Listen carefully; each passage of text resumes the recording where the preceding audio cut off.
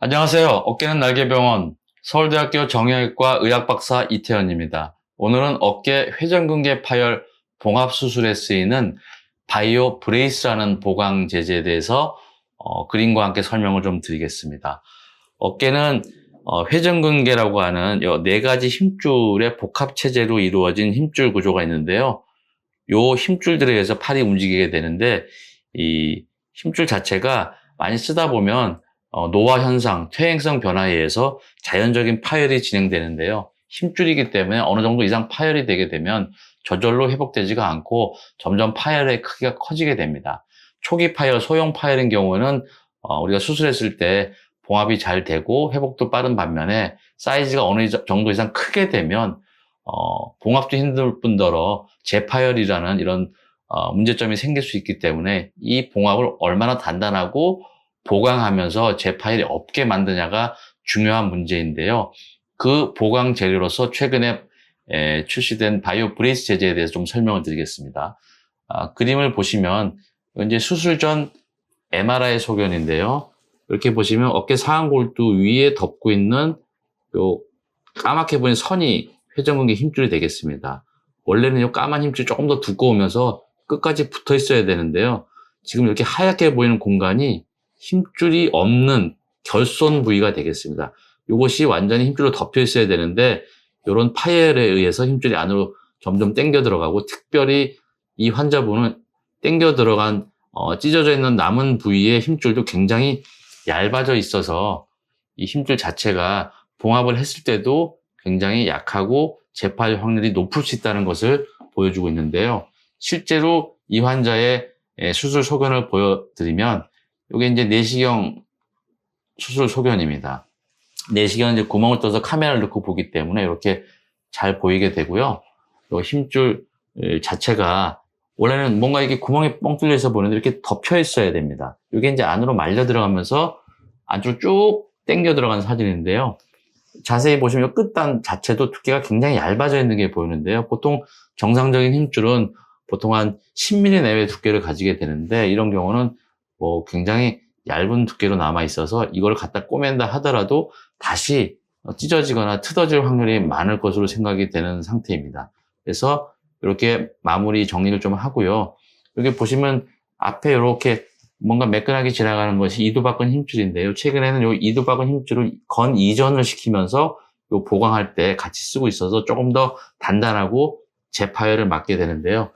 이게 이제 1차적으로 봉합을 한 상태입니다. 여기 보시면 안쪽에 이렇게 실들이 나와 있는데요. 이 실들을 안쪽에다가 나사를 박은 상태에서 힘줄을 꿰서 여기 봉합, 타이라고 하는 이제 매듭을 만들게 됩니다. 그러면 1차 봉합이 단단하게 되고요.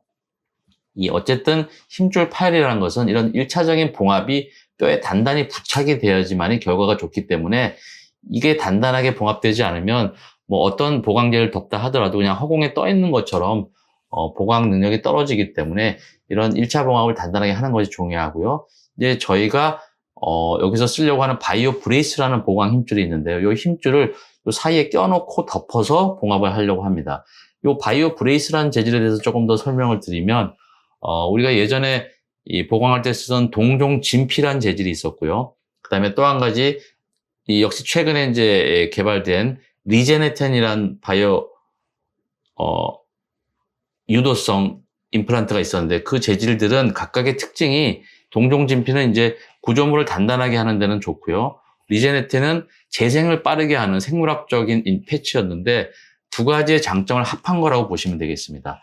이 바이오 브레스는 초기에 재파열되지 않게 강도를 높이는 단단한 조직이고요.